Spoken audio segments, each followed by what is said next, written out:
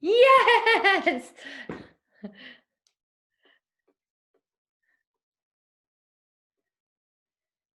Can you hear me? I can hear you, my darling. I just can't bloody see you. Let me have a look. I've unmuted you. I don't know why I can't unmute. Okay, you're unmuted. And do you know how to turn the video on down the bottom? Are you on your phone? Is that the problem? Yes, I'm on my phone. 1 second, let's work this out. It's always a little bugger, isn't it? There you are.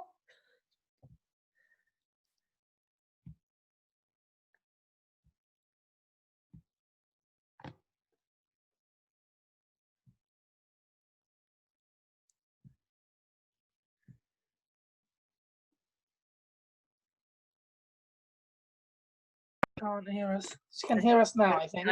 Can you hear us? Oh yeah. And you can see us? I can see, baby. Oh, see my hand. Okay, that's brilliant. I can see your hand, hand and a face. Exactly. Okay, there you go. You're ready. Thanks, Claudia. Thank you so much for having me. Oh, so nice to actually meet you finally. We've been having a good old natter, haven't we, on Instagram? We have, yes, ever since Eating with My Ex went out. Yeah, exactly. When was that? Was that February or? No, wasn't it at the start of the year? I'm very sure it was at the start of the year. Yeah. Oh, crikey. Well, we're basically best friends then. Oh, totally. How have you been doing? How are you doing in lockdown, apart from looking bloody fabulous? Oh, thank you. How have I been doing? A day at a time, really. Like, some days are really good. Some days I'm like, yes, I can do this. And other days I just don't even want to get out of bed. Like, it's challenging, but amazing. To be honest, I'm glad now that we've got to a point where we can at least go out to the parks and stuff. Yeah, totally. Yeah, a little bit of freedom goes a long way, doesn't it? Oh, totally.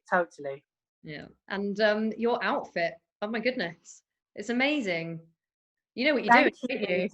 Just a little bit of glamour. So I've decided to spend my birthday with you. I am 37 today. Oh, thank you. And I just basically just wanted to doll myself up and feel beautiful in this lockdown. So yeah, thank you. Amazing. 37, the grand old age. Tell me about it. Doesn't mean a thing, love. Doesn't mean a thing. Of course it doesn't. You've got skin like yours anyway. I'm very lucky. I think my Asian genes definitely do play a part. But hey, we look what we look like, whatever age, right? Absolutely, yeah, exactly. I think it's quite a weird concept, this whole trying to look younger than you are. 100 years ago, no one would have cared, would they, before Instagram came out? Exactly. Yeah. So, loads of stuff to talk about. Basically, I said that we would talk about a few things. One is generally what you're doing at the moment. I can see that you're doing some projects raising awareness and money for HIV. That's correct. So HIV Scotland basically sort of like did this like fundraising Pride-esque kind of nights. All the drag artists and all the performing artists, bless them, we're all stuck indoors and with venues not open, so it's better just to use our platforms indoors to raise money for great causes. Yeah, well, that's great. And have you still been managing to connect to some of your community, like family community, your LGBT community, Muslim communities, like whatever communities you have you managed? Most definitely. I mean, it's interesting how in such an isolated time, community actually has meant so much to me, and I've been in regular contact with my immediate family, my extended community, the queer community. I mean, the queer community is coming together like never before, especially during like these are like the summer times are literally our Pride season. So we're finding ways around it, and it's also allowed me, I think having the time away has actually allowed me to see the holes that are in our various community, and what more can be done to actually represent everybody, you know, and not leave anybody behind. That's a really good point, because this is something I wanted to talk to you about. So obviously it's really important to make sure that we acknowledge everyone and that we include everyone. I'm in that community as well, and I sometimes just get confused by a lot of the terms. I think you may have seen my pansexual video that I did where I was on the bed, or maybe it was Claudia, where I'm pretending to have a relationship with a pan because it says so. And I would probably fall under the bracket. So I'm just doing as I'm told, babes. And so I just find it quite confusing sometimes, just the myriad of labels. Can we all just be queer? Can we just be queer? I mean, I'll be honest with you, I find a lot of comfort with queer. It just, you know, there are a lot of labels out there, and I think, you know, it's all about self-identification. If people feel, if the individual feels comfortable and really strongly with one label, cool. Me, myself, I mean, I fit in so many labels that the world puts on me that I actually quite like queer, because it just, I find it a really all-encompassing umbrella term, right? Yeah, exactly. And I feel that having that all-encompassing sort of term creates less boundaries, or less of an isolation between what we might call the others. Yes, basically. definitely. I mean, it's great that even though we have all the denominations of labels, that one term can bring everyone together. Exactly. So yeah, sometimes as a dyslexic, I struggle with LGBTQ plus ABCDEFG. You know, it's of course. It's like, yeah, I don't know whether it's complicating it, or including more, or excluding more, or alienating more. I don't know, but yeah, I feel like that, and not everyone's going to feel like that, of course. So yeah, of course. Again, it's an individual thing, and I think when it comes to conversations with individuals, it's just important to ask them how they want to be referred as, how they identify, so that when we're talking genuinely, and we're talking generally like you and I are to whoever is watching, we can say queer, we can encompass everyone. But on a one-to-one basis, if someone feels really strongly that they want to be referred to as XYZ, then hey, who am I, or who are you to, deny them that right? Absolutely. And I think that's something that so I've got friendship groups, obviously, in both camps, if you will, for want of a better term. And I think that some people in the others, so I've always said to people, well, just be kind. However you speak to people, just be kind. It doesn't matter if you get it wrong, because they will correct you. But I think I really want to try and sort of destigmatize and take the fear out of people talking to queers and getting it wrong. Do you see what I mean? So it makes people feel fearful of talking to them and including them, because they're scared of not being correct and not using the right term. So yeah, I don't know whether you've got any thoughts on that, or. I think we're going through such, I don't know what the word is, I don't PC, but we are finding that we have to regulate our speech, whoever we're talking to. Yeah. And I think for the everyday person that does not know about queer culture or, terminologies, and they may put their foot in it, so to speak. Yeah. I think the first thing to note is, look, it's important not to be sensitive. Be really selfless about it. Like, don't be sensitive, and don't feel like you've done something wrong if you're questioned upon it. Just be open to listening and, what's the word, like rectifying terms as and when they come up. What works for one person doesn't work for another person, or what works for one community doesn't work for another community. I mean, it's interesting when I'm 37 today. When I was in my teens, we were just referring to ourselves as gay. The word queer we found was really odd. Yeah, it was Or offensive. as it was offensive. Or we found that people that grew up as queer in the 60s or 70s were using that word, but it wasn't a word that as identified as a gay man then I was using for myself. But then now it's cool. I'm like, yes, I don't mind. I'm queer. I am part of the queer community, and within that I am also trans, and a drag queen. So Yeah. it's, for me, I'm really ever fluid, but Yeah. I'm very much aware of how to enter the conversation with various people, whether they're from within the community or outside the community. And I think if you're coming into this totally blind, just don't be sensitive is the best way I can say, because a lot of people take things personally. If you're coming into it blind, you're not going to know the terms. That's cool. But have an open ear and speak to individuals how they want to be spoken to, or how they want to be referred to. And also understand that that's an individual basis. Not everyone who's queer will identify as queer, if that makes sense. Yeah. I haven't actually met too many yet that don't. Even in all of my socializing, it seems to be the most accepted term, which is nice. It feels like something's landed and it kind of goes, we're all united. Yeah.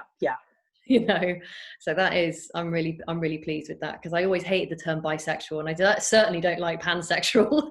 So yeah, I just like that umbrella. It's like, I am what I am. I'm just not, Exactly. Yeah. And look, that works for you. And own it. Yeah. I'm having a cup of tea. Cheers to your birthday. Thank you. I love your background, by the way. Where are you? I'm in my living room. Oh, wow. You've got a cool living room. Yeah, it's pretty good. I've just done a yoga class, so this is like the backdrop. My yoga mat's on the floor there, and then I've just set. Oh, brilliant. Yeah, excellent. So I wanted to talk about your loads of stuff. There's so much, but we've only got a little while. So growing up, you grew up in a Muslim household. Yes.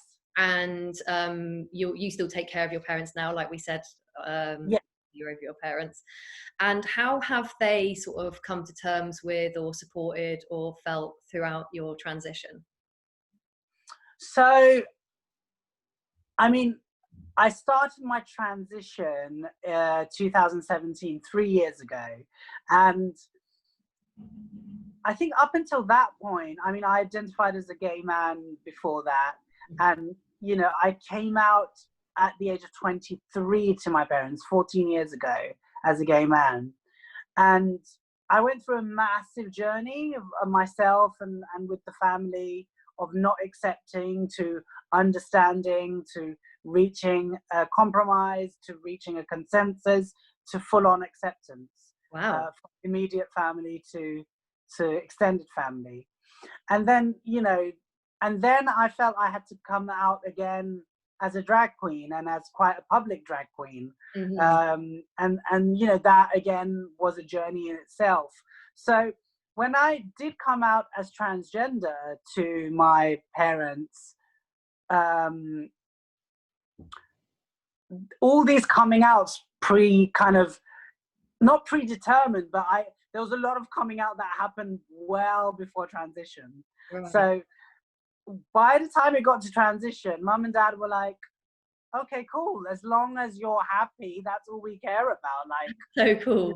Sometimes you tell us you're this, sometimes you tell us you're that, whatever. But I think by that point, I started my transition at 33. So they just wanted me to be happy, because everyone, the extended family, knew about me. They knew,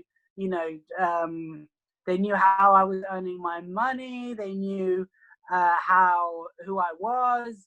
They knew everything that was out there about me on social media and in broadcast media.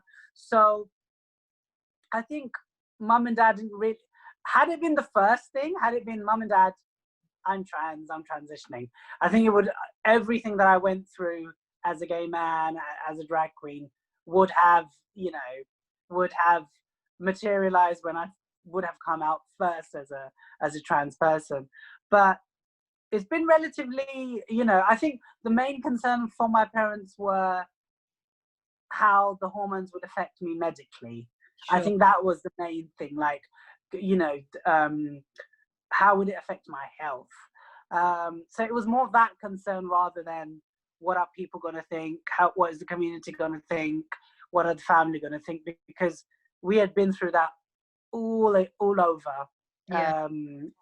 And in a way, actually, coming out as trans made much more sense to my South Asian parents, because in Pakistan, India, Bangladesh, and much of the South Asian world, it's legal to be transgender. You know, in 2009, there was a bill passed through Pakistani government that, you know, determined our rights. And since then, I think in 2019, there was an employment law that came out for trans people. And the third gender, as we're known as in the South Asian world for centuries, Yeah, has been long, you know, precedes even colonialism. So it made much more sense to my parents. Oh, well, that's amazing, man. What a great story. Mm. I go to Thailand a lot, and they grow up knowing that there is a third. Like, you just learn that there are three genders. It's completely standard, and it's not derogatory in any way. It's a completely legitimate way of life. Zero stigma. It's amazing. I mean, don't get me wrong, there's still like transphobia out there in the Asian countries as well. But in terms of identity, like, I think in the West, we're still getting to grips with transgenderism, non-binaryism, all these labels. And, you know, I think the East, especially Asian countries, the third gender, it's not a big deal for us because it's always been there. Totally. Yeah, I didn't actually know that it was. I mean, I've been going to Thailand for 10 years, and I knew that, you know, they call them ladyboys, and within that there's a spectrum of how far people transition as well. Sometimes they you know, sometimes they sort of transition and then sort of go back a wee bit. It's all super fluid and individual. Again, it's very, it's all down to the individual. Yeah, and then I started teaching English to these little boys who were on. I do Muay Thai kickboxing, and I started teaching them English, and we were learning basic words. And then one of them pointed out, they were like, "Well, man, woman, what about katoi?" And I was like, "Absolutely, yeah." And it was just completely like, I couldn't believe that my brain, and I'm very open, but it's just how ingrained it is in their culture. I just really liked that as a thing, basically. And the men in Thailand, although they're all professional fighters and really manly men, they are just constantly so open. Like there was a Katoi receptionist, and, you know, everyone's brother or sister or sibling of any kind is all part of it. And I was just thinking, if that was in a gym in England, it wouldn't flow like this. It was just really lovely how it was. I mean, I think in Britain, we are very far behind that in terms of, we're very rigid with the gender norms, right? So if boys wear blue, girls wear pink, and that's it. And I think a lot of it is historical, because obviously the third gender, I'm talking about this in the South Asian context. So India before colonialism, the third gender, you know, in the Mughal Empire were, you know, it was, they were allowed to sing, dance, perform. It was very much, you know, they were recognized as artists and as a community of their own. And it's only when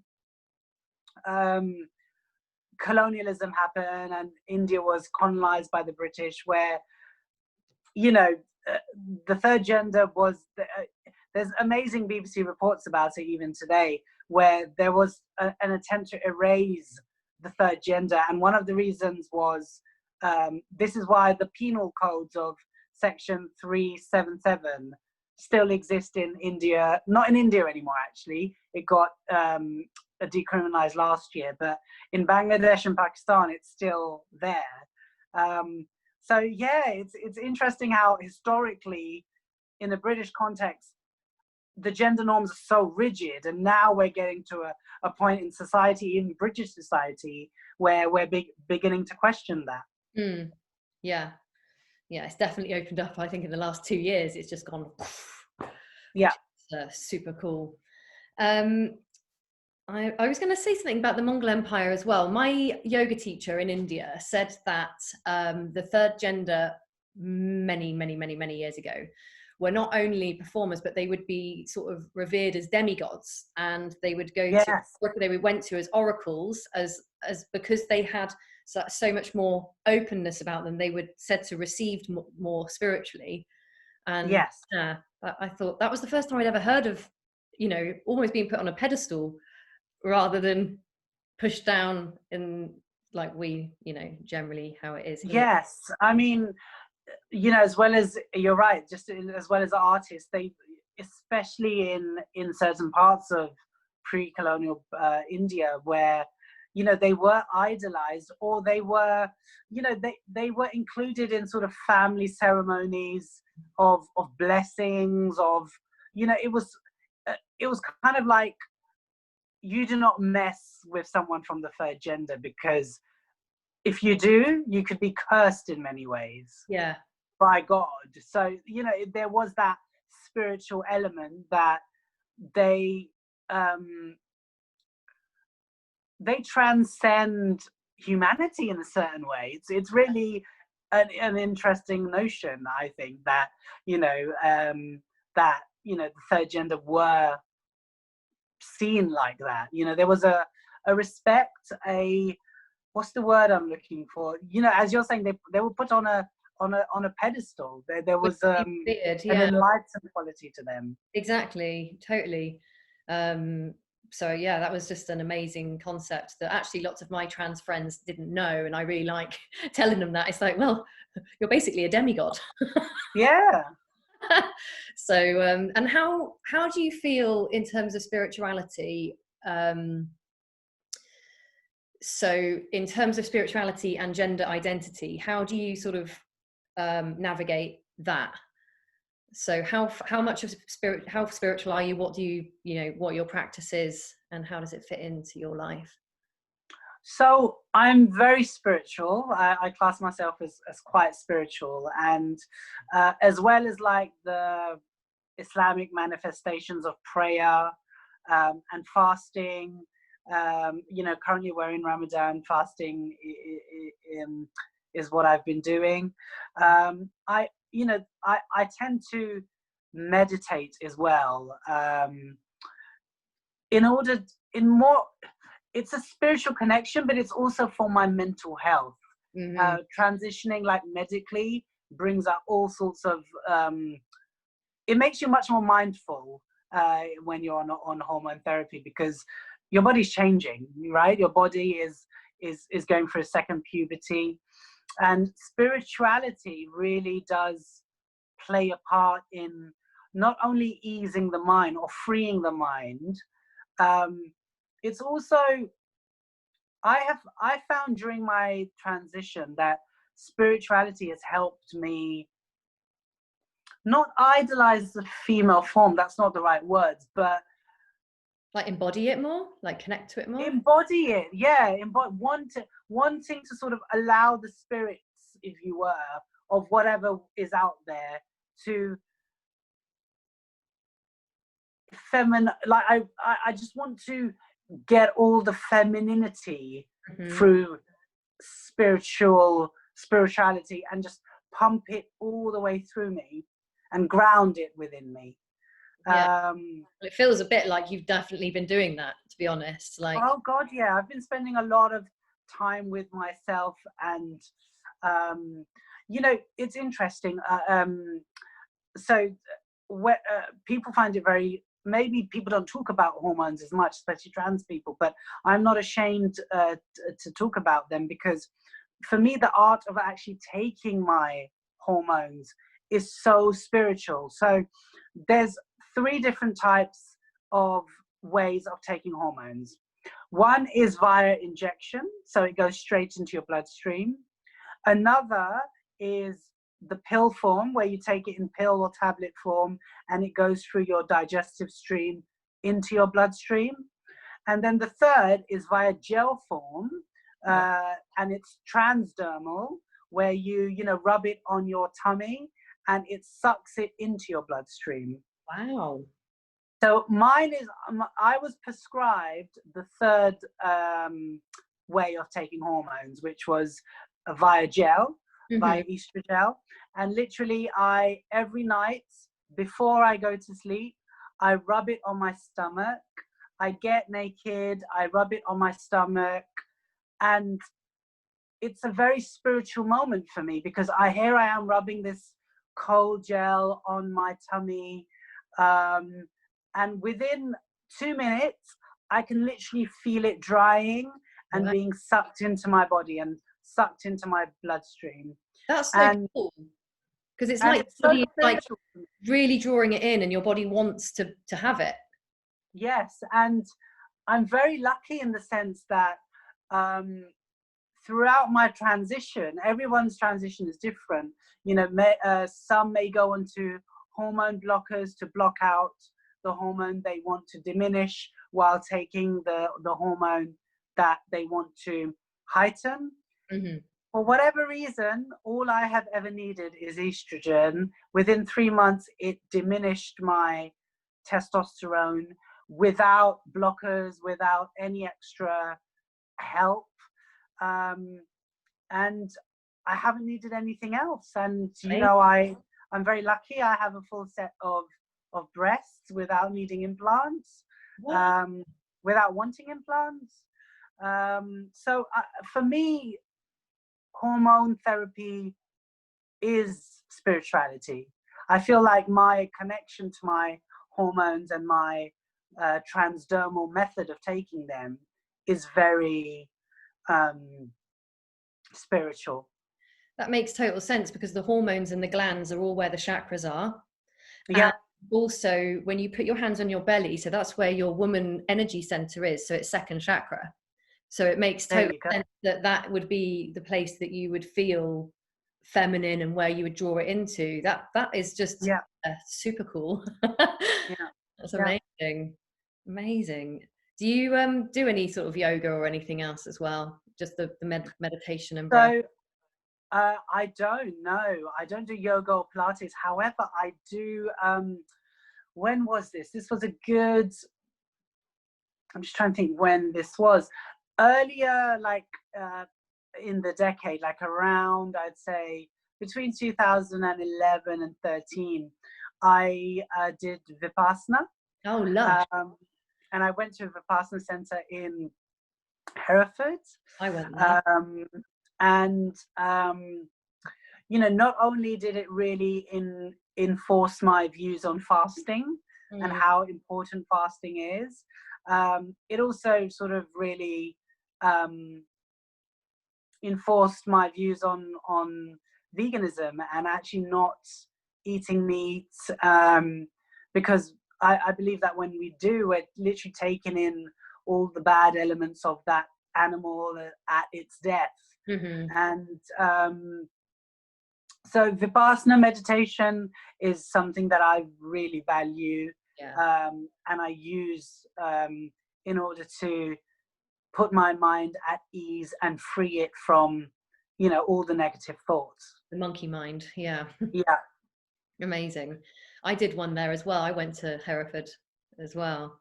It's a beautiful. Oh, it's brilliant. It's absolutely brilliant. It's a beautiful centre for sure. With mental health and things, this is obviously a big topic in the trans world and in the process. You hear things all the time saying that indeed being trans is a mental illness, which, that's an opinion. But that's an opinion on the other end of the spectrum, of that lots of people, you know, suicide rate is high, people do suffer a lot with self-harming and all sorts of things. So do you think that it would be, you know, is it very accessible for people to get mental health help and things like you said with meditation and guidance in that? Is that something that's freely available, talked about? So up until maybe 2 years ago, and it's very recently, I may have got the year wrong, but up until 2-3 years ago, being transgender was classed as a mental illness, Oh, it was? even by the World Health Organization. Right, okay. Even by the Health World Organization. And up until, I believe, oh God, don't quote me on this, but up until maybe about 10 years ago, definitely in the noughties, if you wanted to transition, you had to go through the mental health system. You had to be, because it was in British law, it was a mental health illness. So you had to be diagnosed as mentally ill and then be, you know, then go through the whole transition process. And I'm glad that's all been dealt with, and it's, you know, it's not there anymore. Mm-hmm. But yes, I mean, you know, I mean, I can only talk about my own personal experience, but literally transitioning from male to female, the UK system at the moment is really ridiculous. Like, and I can see why it's there. There is also an argument that it needs to be there for, you know, for before any surgery can happen. It's important to go through the system as is. So you go to your doctor and your GP, and you're referred to a gender clinic. In order to get your first appointment at a gender clinic, it takes between, at the moment, 2 to 4 years, depending on where you are in the UK. Right. Okay? Right. That itself is, once you've made that decision, gone to your GP, it's like, okay, I want to live in the gender that I am. And then you have to wait for 2 to 4 years. That is so detrimental to your mental health, because you're just going through that system. And many choose to bypass it by literally going straight to hormones and getting it privately if they can, you know, if they're financially able to. Then, once you get your first appointment at a gender clinic, you then have to go through a process of a good year on top of that before you even get to taking your first hormones and are prescribed your hormones. And that's so, from the word go, you have to live in the gender that you are rather than the gender you assigned at birth. Right. The gender clinic wants to see that not only are you serious about it, that you are living as your gender. So, you know, without hormones, without medical effeminization, you have to learn the techniques of effeminization through hair, through makeup. You've got to live day in, day out.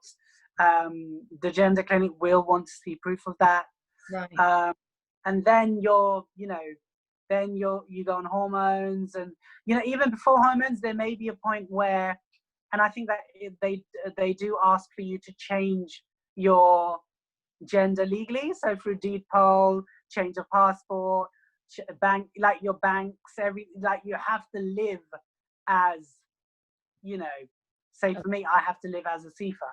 Yeah. Now, for me, luckily, I have passing privilege, and I learn a lot of tricks of the trade through my years of doing drag. Yeah, yeah.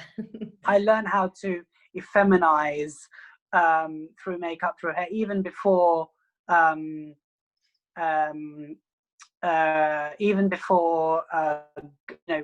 transitioning.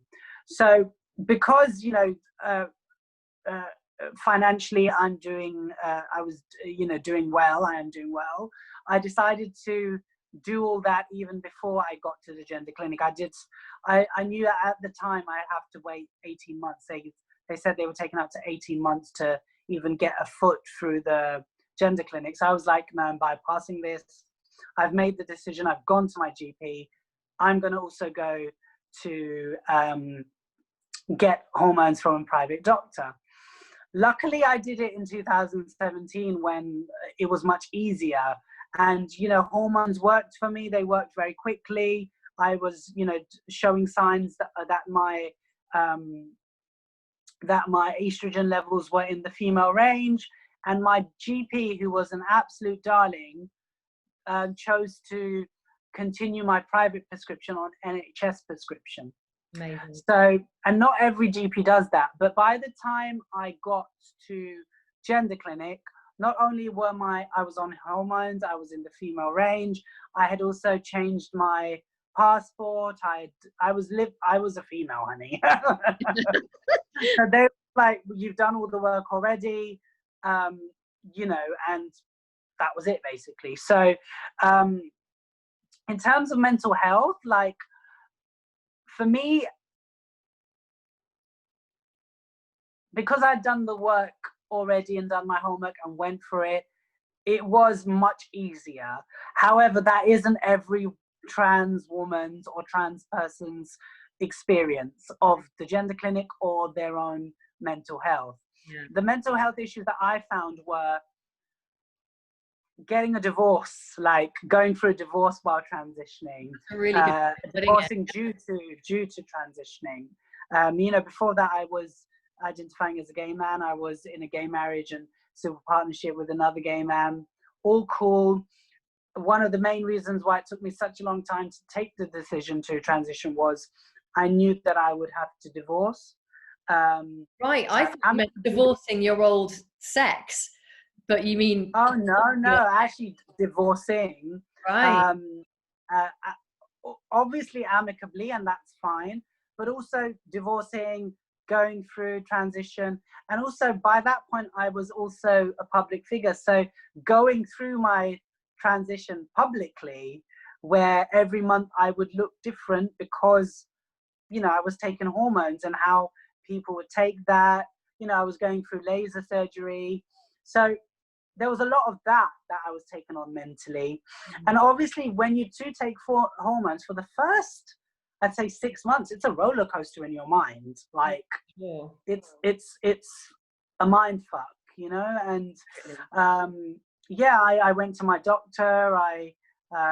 You know, as well as estrogen, taking medication for your mental health, which, you know, I'm a massive advocate of, because I think not only is mental health still a massive taboo, I think asking for help, especially medical help around it, is a massive taboo in itself. So definitely, yeah, you know, I those, and also nutrition, eating well, eating foods that really that not only I craved for due to my transition and hormones, but also made me feel good.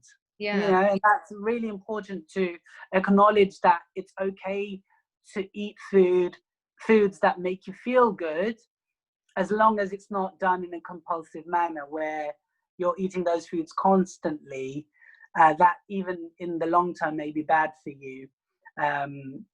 So trying to find all those balances is a struggle. It still is, I'm not denying it, but those are the ways that, you know, I take care of myself during transitioning. Amazing. Yeah, you feel very together and grounded.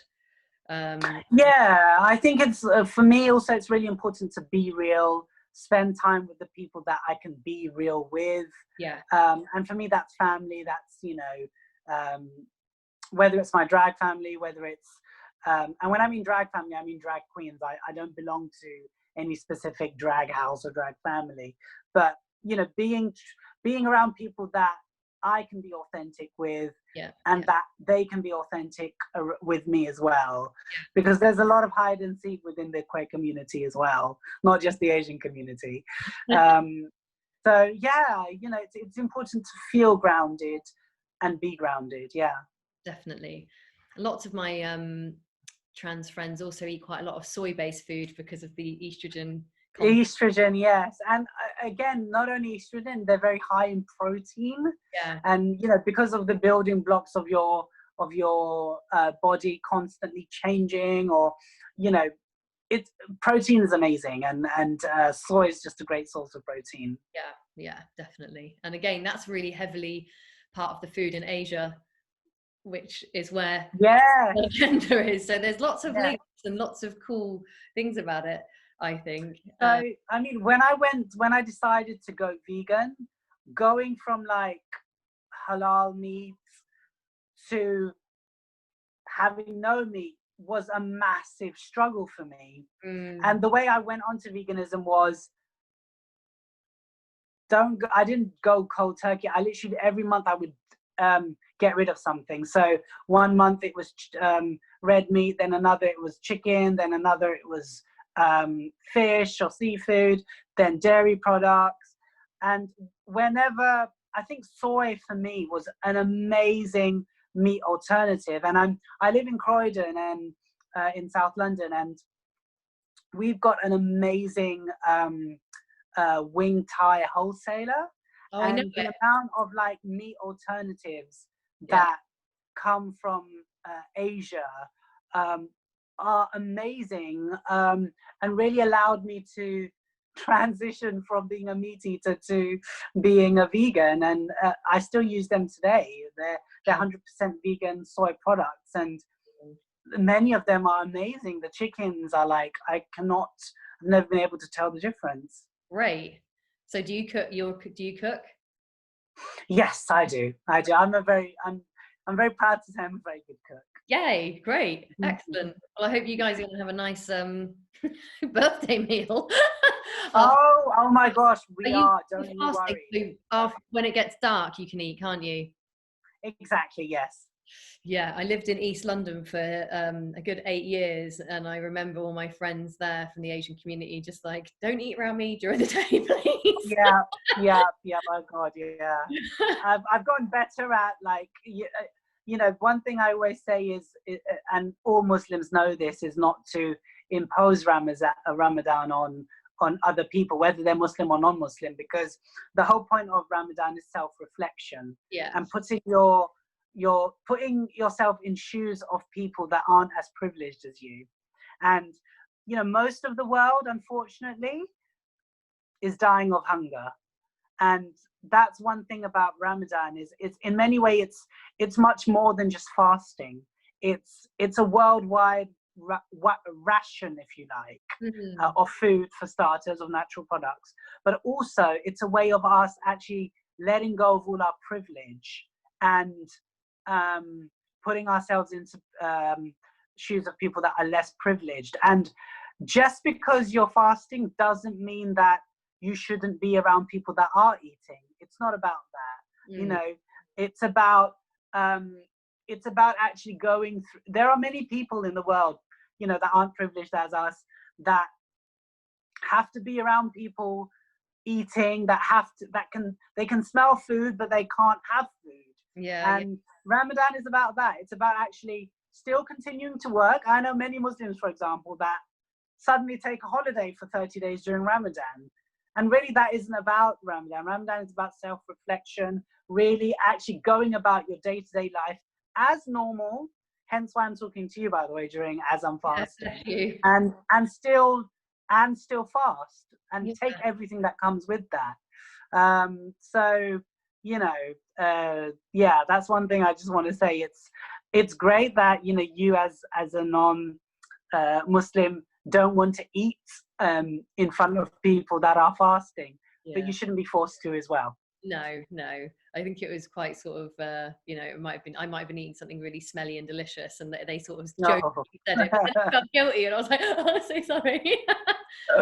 Fasting's part of so many things, Christianity and you know, yoga. Oh, of course, Judaism. I mean, you know, the Abrahamic faiths in particular are very, you know, fasting is much a thing in the Abrahamic faith.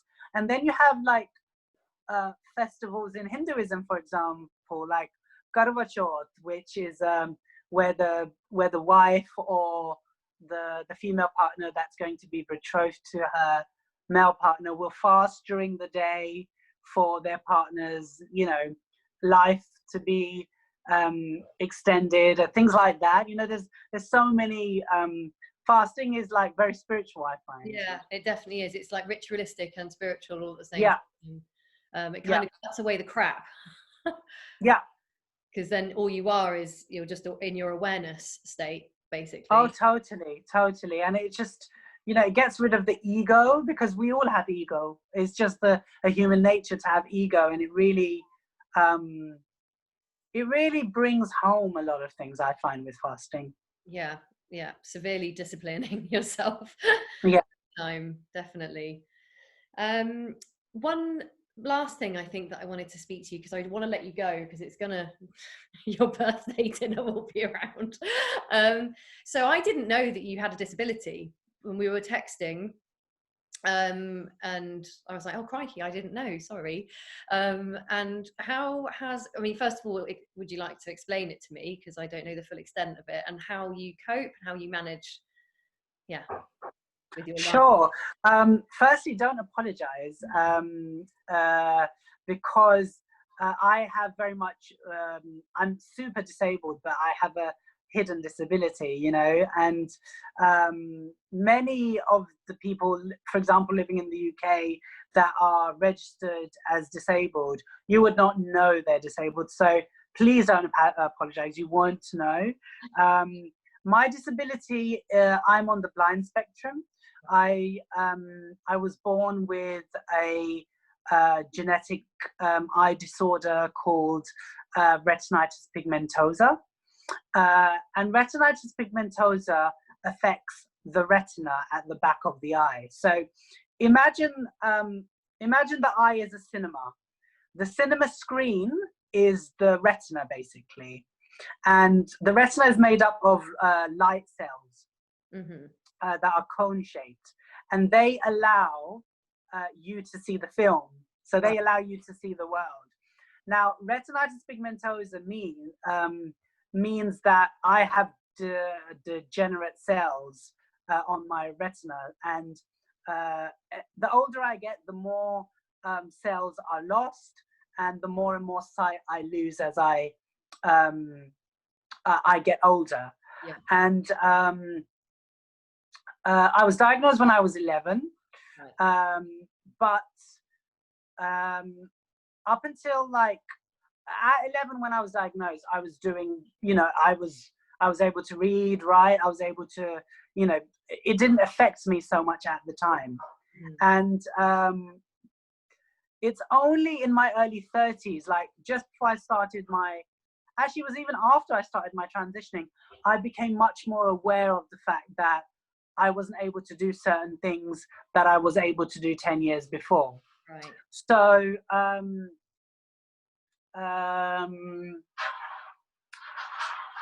how do you cope? Like, how do you cope with that loss, like emotionally and practically? It's interesting, because I was just going to tell you that when I started noticing things, the same year, because every year since I was diagnosed, every year I would be overseen by London Moorfields. So I'd have to see them annually.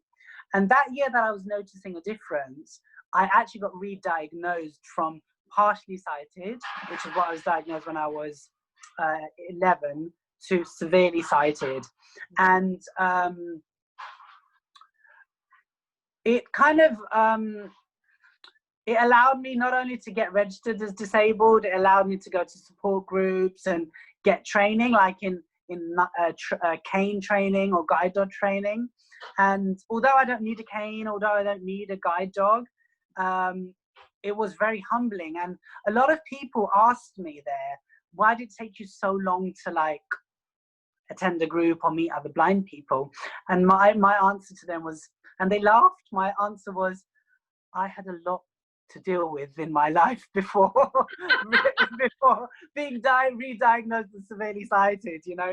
And I've only just come to terms with actually telling people that I'm disabled. Right. In fact, I think, you know, eating with my ex, I mentioned my disability. And I think it was a year or two ago, I put out on YouTube, like the reason why, you know, this is my disability. So it doesn't affect me in terms of going out and about. You know, I've got 45% vision between both of my eyes. Okay. And I can see, you know, I can see you relatively well. I can go about my day-to-day life. In nighttime, I really struggle. So retinitis pigmentosa affects the light in my eyes. So at nighttime, I have to be very vigilant about where I'm going. I've got to map out my journeys. I've got to make sure that I'm in well-lit areas. Obviously, my profession, being a drag queen, I can't see jack shit in nightclubs. When someone's right there in my face, I can tell it's them because I can smell them, I can see their body outline, and I can hear their voice. Yeah. And that's when I realize who they are. You know, when I'm doing drag shows, when the lights are hitting you, I'm blind anyway, they blind me totally. I can't see an audience. Right. And that helps me a lot because it doesn't make me feel as nervous. Sure. And a lot of people think I'm drunk or like, you know, putting on a character. And I, you know, don't get me wrong, I do have a drag character, but I'm like, no, I'm not drunk. I just can't see you and I'm expressing myself, maybe. So, you know, it's just like people are like, oh my gosh, wow. So, you know, for example, if I can't see an audience, I've got to imagine that an audience is there. I've got to point to people, and the amount of people that go, oh my gosh, thank you so much for singing that song directly to me, or, you know, pointing me out. And I was like, honey, I couldn't see you. You know, this is my disability. This is how I deal with it. I can't see the finer things in life. So if we were having a conversation right now on Instagram and all the comments were coming up, I can't see the comments. So the way around it is, Claudia is my legal support worker as well. So I basically screen mirror the conversation live onto the television. And basically Claudia can see it and follow it and tell me what comments are going and what questions are being asked. And you know, before, about 3 years ago, oh God, I was so not ashamed, but I just didn't, for me, it didn't enter my psyche that I had to tell people about my disability, or I had to own up to my disability. And yeah, that's, you know, this is how it affects me, is that I'm losing my sight. I suffer from a rare genetic disorder. I'm on constant monitoring by London Moorfields. And at the same time, I don't let it stop me. You know, I don't, if I haven't let all my other obstacles stop me from being me, I haven't let my blindness affect me. I've embraced it. It's part of me. It's who I am. I'm a very unique person, and I don't know why God or whoever is up there or wherever they are, when they were making me, they must have pushed the diversity button super hard, because I fit into all these communities, you know? Amazing. And it's amazing that you're coping with it so well. It's I think that's probably why you didn't tell people about it, is because you were coping so well. Yeah. And I think my Britishness allows me to cope with it, and all my other identities really well, because, you know, as British people, we have such a dry sense of humor. And right now, with what we're going through with lockdown, humor is such a good way of coping with things and dealing with things and expressing things. So 100%. I'm proud of myself of being who I am. Good. You should be. It's bloody brilliant. Thank you. And it's lovely that you've got Claudia with you. I think I pronounced her name wrong, Claudia, but it's Claudia earlier, to help you as well. And are you two? Claudia, tomato, potato, tomato. You know, she knows exactly who you are, and she loves the fact that you're calling her whatever you're calling her. Excellent. And how is she getting on with with her jewelry and everything else? So Exotic Jewels is going from strength to strength. The Etsy shop is, especially in the pandemic, is thriving. She's been working on a lot of new one-off pieces during the lockdown, and they're up on Etsy. And in terms of her transition, she is blossoming in Right. every sense of the word. Like, I'm super proud of her. And yeah, I mean, you know, what I would say to you is get her to do a conversation with you via Exotic Jewels, because I'm sure she can, you know, contribute and speak for herself as well. Yeah, totally. I think that's definitely got to happen, because I've been messaging her as well, haven't I? Yes. Of Almond Base, the real festival, not the one that's online. I wanted Yeah. to perform and have her And jewelry. whenever that happens, when we can finally meet each other at Almond Base, and when we can all Almond Base, I cannot wait to bring myself and the jewelry line and Claudia to the festival. It's amazing what you have achieved and what you have created and contributed to the world. Thank you, bless you. I just can't wait to get some of that yeah, badass babe jewelry on my face. Oh yes.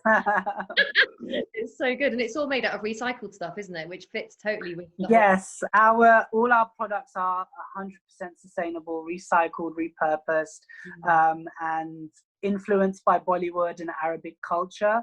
So there's a definite fusion of East and West. And you know, recycling for me is super, super important. And as a South Asian person as well, it's my way of also giving back to the trans community in Pakistan. So every time I go to Pakistan, a lot of trans community members give me their jewelry to sell, like sell me their jewelry, which we can then take apart and melt and recreate and use in our designs, as well as financially giving back to really impoverished people within the community. So it's something I'm really proud of. Yeah. Amazing. Yeah, amazing. I didn't realize there was that part of it as well. Yeah. Humanitarian as well as recycling. Yeah. You tick a lot of boxes. Yeah, again, I mean, you know, when life affects you in a certain way, you can either run from it or embrace it, and I choose to embrace it. Yeah, you sure do. Wow, it's amazing.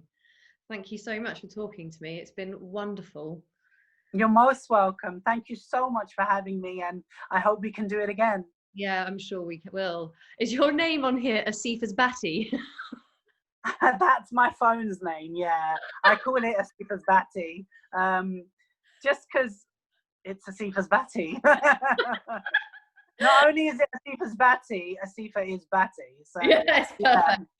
It pleased me so much. Before I saw your beautiful face, I just saw this big screen saying Asifa's Batty, and I was having a weird time before you even came on.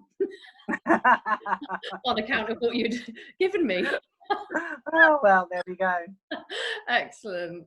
Well, I hope you have a really amazing birthday dinner. Happy birthday, you absolute goddess. Thank you. And Thank you. I will probably speak to you soon. Thank you. And it's been amazing sharing my birthday with you. So thank you. Thanks. Excellent. Well, have a good one, my sweet. One love. You too. One love. Bye, my darling.